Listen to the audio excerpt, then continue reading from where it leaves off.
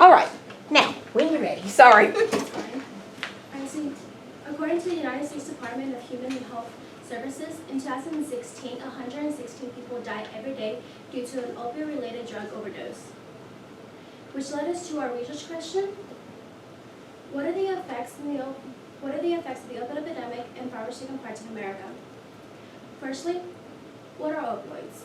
Opioids are highly addictive drugs which release endorphins in the brain, muffling the comprehensions of pain and releases a feeling of pleasure and comfort.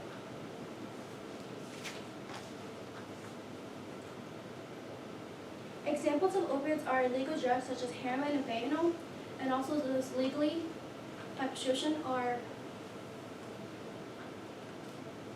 oxycodone, hydrocodone, codeine, and morphine, as stated by Daniel Cephalon, a doctor of medicine. Okay, so how did the opioid epidemic begin? Many people's stories is that they got injured and they went to the doctors and were prescribed opioids. They then become addicted, and then they either intentionally injure themselves to have the opioid again, or they get non-prescription opioids such as heroin. Addiction is defined as an irresistible craving for a drug, out of control and compulsive impulse, use of the drug, and continued use of repeated harmful consequences. As stated in the article, I Am Broyles Opioid Addiction by the Mayo Clinic. The opioid addiction epidemic started in the 1990s after pharmaceutical companies stated that medical companies' patients would not become addicted to opioid pain relievers, and healthcare providers began to prescribe opioids at much higher rates. As stated in the article, What is the U.S. Opioid Epidemic? We now know that opioids are highly addictive drugs and highly dangerous and should only be prescribed when necessary. What are the issues poverty-stricken areas are facing? Crime-ridden neighborhoods with high poverty and unemployment rates are often flooded with drug dealers, illegal drug use, and illegal drug sales, making it easier for people to obtain opioids. Because of the high unemployment rates, people with low incomes result to selling opioids, which is cheaper, result to selling illegal opioids such as heroin, which is cheaper than the prescribed opioids that many cannot obtain because of low incomes. This results in addicts buying inexpensive illicit or illegal opioids. Poverty-stricken areas often lack treatment facilities to help treat opioid addiction due to inadequate funds. However, treatment is expensive, making it hard for the opioid addicts in these areas due to their low incomes. Because of this, opioid addictions remain untreated, creating the risk of overdose and possibly death. All of these factors contribute to poverty-stricken areas being closely correlated to high opioid addiction rates. The correlation of the opioid epidemic and poverty can be further shown by these two maps. The map on the left shows the opioid death rates by county in the United States in 2015, and the map on the right shows poverty-stricken parts of America by county in 2014. As you can tell, there are some parts that are darker and the left that are also darker than the right, furthering the correlation between opioids and poverty-stricken parts of America. How have current addicts been affected by the opioid epidemic? Addicts are struggling to become sober from opioids because they are such an addictive drug. People like Penn Little on the website The Crisis Next Door, which was made by the Trump administration to fight the opioid epidemic, get their opioids easier by living in a smaller state like Kentucky, his home state.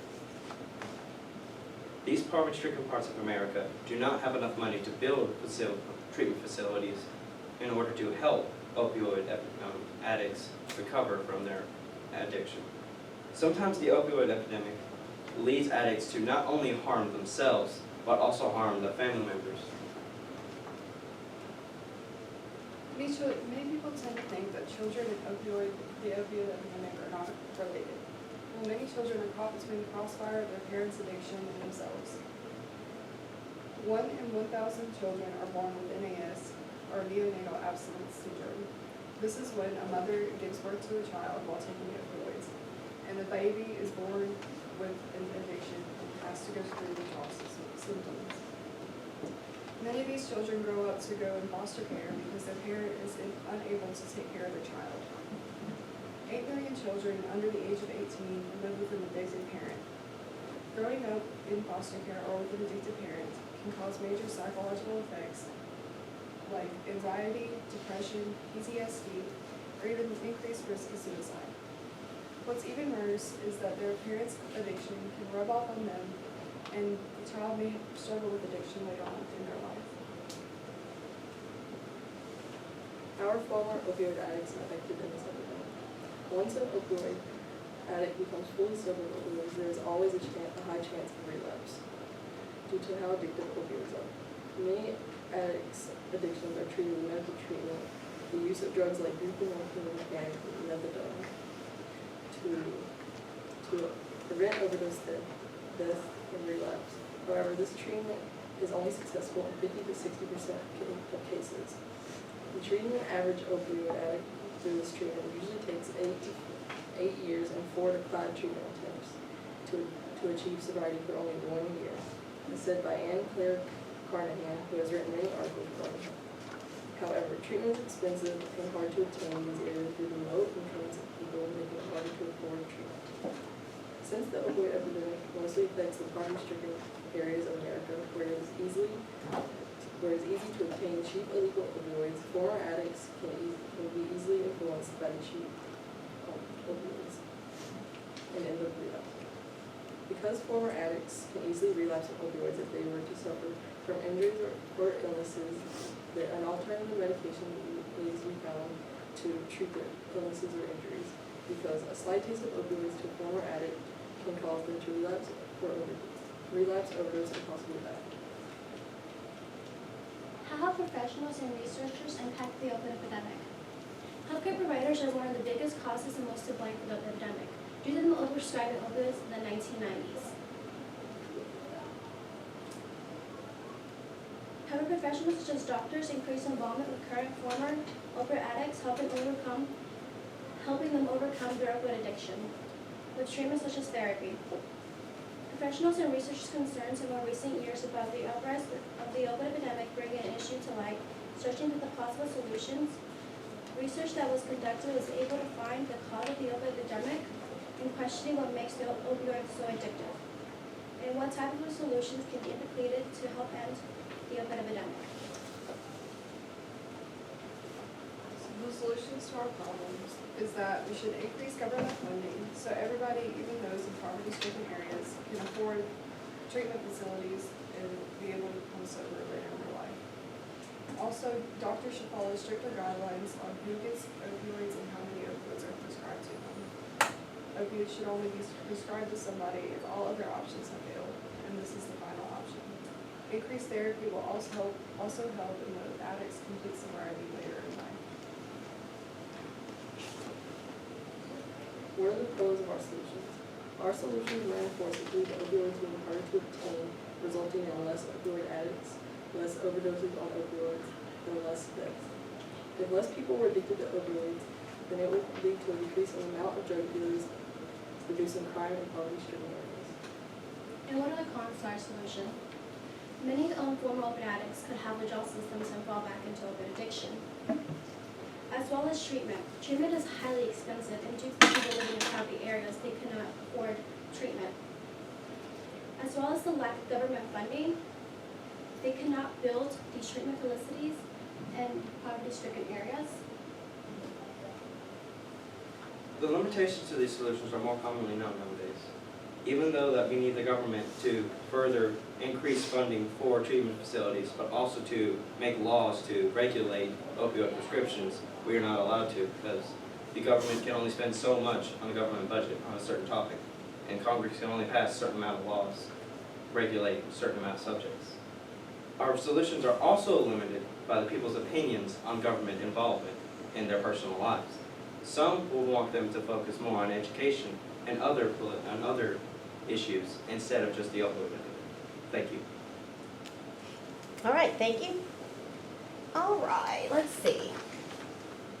Mandy, in what way did you improve your ability to work with a group as a result of the project? Well, in the beginning, we all wanted to do different things, and then we all came to the conclusion that we should do something on the opioid epidemic, because because it's very prominent in our society today. And then we all wanted to do like the opioid epidemic as America as a whole, but then we decided that's too broad. And so we decided to narrow it down to just the opioid epidemic in poverty-stricken areas. Okay, thank you. Oscar, give one specific way that your thinking changed as a result of learning about Letty's findings. My thoughts have changed because of Letty's finding, because she had professional lenses and I had current addicts. Professionals sort of look at former addicts and current addicts too, to decide what they need treatment for and what they need to find solutions for. And she added more facts than what I did in my paper, so it changed my perspectives both statistically and both morally. Okay, thank you. Amber, describe how the content of the team presentation was changed as a result of group discussions. At first, we were discussing if we should include slides on individual slides on each of our perspectives or to graduate anything, and we decided to use individual slides so each of our perspectives could be looked at more in depth. By doing that, Letty's perspective of professionals and researchers were looked at how they were caused and how they are looking at potential solutions to the epidemic, and Oscar's research of current addicts were looked at more in depth of how it's hard to become sober from opioids, and Mandy's perspective of children showed that not only are addicts affected, but others as well. Thank you. And Letty, having finished your project, what, if anything, do you consider to be a gap in your team's research? And if you addressed it, would make you feel more confident about your conclusion? Honestly, I would have loved it if we had gone in more in depth into our research and we looked at more possible solutions, because not only are children, former addicts and current addicts are affected, there are other people that are affected as well, such as family members. And like my professionals and researchers, I would have loved it if we kind of like did people like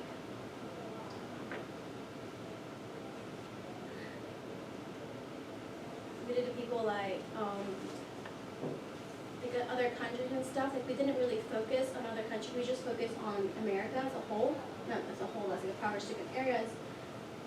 Maybe like another country or something like that.